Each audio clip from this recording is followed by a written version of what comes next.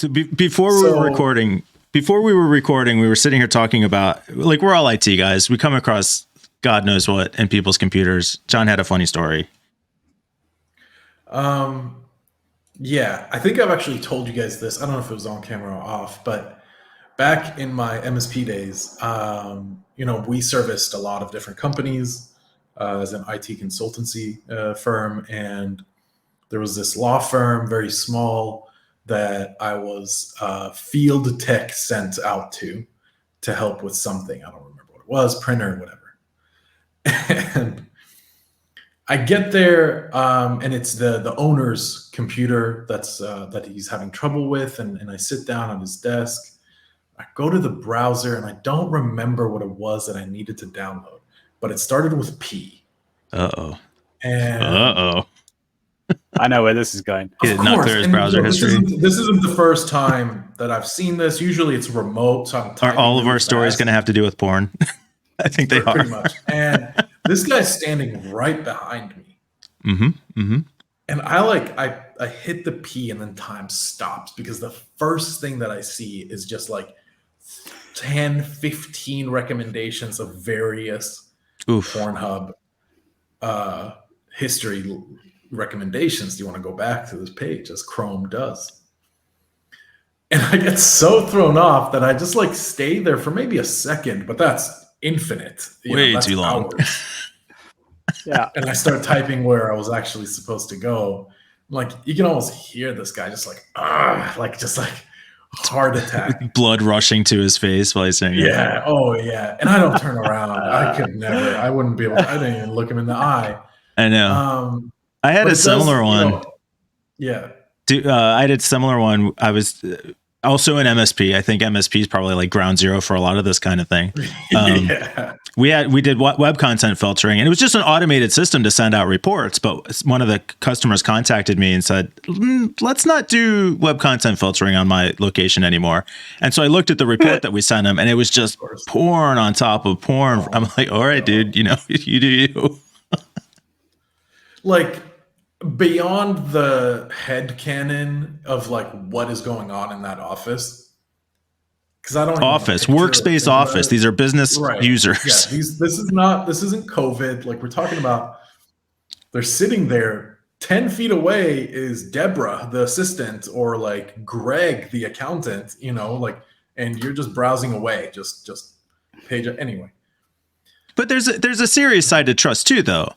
Because, people give us passwords. We have access to all the email systems. We have access to all the file shares.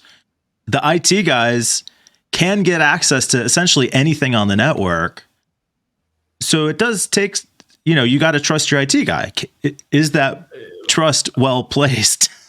I think privacy in IT is non-existent. No, that's Peter said it. No, it doesn't exist. And that just comes with the territory. There was a case at, again, MSP back in the day, and the people that I was helping, there was an insider threat at the business. So Microsoft Office 365 as an admin allows you to audit your tenant, your org, your domain, and all emails sent. So there's this illusion of privacy that employers and employees have when it comes to IT, and it doesn't exist. Now, that can be abused, and it is abused by a lot of people. A lot of IT guys are reading emails. Maybe it should be,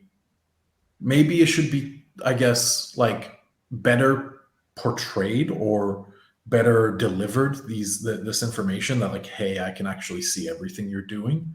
I'm not looking, right? I'm not supposed to be, right? But maybe some are. Well, so this kind of comes up because Peter found this overview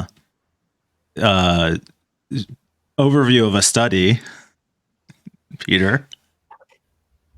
Yeah. So this is the ArcSiv thing. There's some guys, some people did some research into this. They wanted to see what it was, what your sort of average expectations of privacy were with the IT repair people. You take your phone there, or you take your laptop in to get it serviced because it's not working, and you hand over your life to them in the form of this device, and how privacy aware should you be in that situation? And the answer is, well, how much privacy should you expect? And the answer is pretty much none at all. Zero. There was, you're on your own. There was some pretty they did.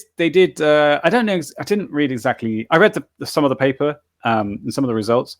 I can't remember exactly what their methodology was, but they had something in place where they checked for like evidence of tampering of people who would like trying to cover up their tracks, but also evidence of like files and directories being accessed. They had some revealing pictures in there, which I'm not going to exactly if they were like fake or something, but there was like a folder of revealing photos. And just, repeatedly, they were copied, and there was somebody who copied an entire password file. There was somebody, like almost everybody accessed that's terrible. the photos. Yeah. Like as an MSP, I would come across that stuff, but I never thought about copying it. I would never go looking for it. There are tons of guys out there who would. Yeah. I mean that's career ruining if you get audited for whatever reason, right? Completely separate to this case. And it comes out that you've been copying passwords and copying that's terrible. Bad pictures. But like all these little mom and pop, I don't use either of those words. Mum and dad little shops where you know, or the corner shop who will fix my phone, the dodgy guy who'll sit there with a little, and sell you a packet of cigarettes at the same time. Right. At least in the UK, the places that were just they still use faxes and stuff themselves. They don't care about getting audited. It's it's like. There's a huge story about this in the US that just will not die right now. That is a great example of this, which is this Hunter Biden laptop thing. So, somebody took Hunter Biden's laptop to an IT repair shop. The IT shop owner snooped around, found stuff that he felt was compromising, gave it to, I think, a newspaper, and he became a hero for it among large parts of the country. I mean, but that's exactly what happened here is a tech that you couldn't trust doing real damage. Now you could say, well, we're glad he's a whistleblower. We're glad he did it, but not his place. What are you really blowing the whistle on? I feel like that's a fairly known thing that little Hunter Biden isn't, Well, so if that same guy happened to, even if he wasn't snooping, but he happened to come across childhood sexual abuse material, now you've got an obligation to report it.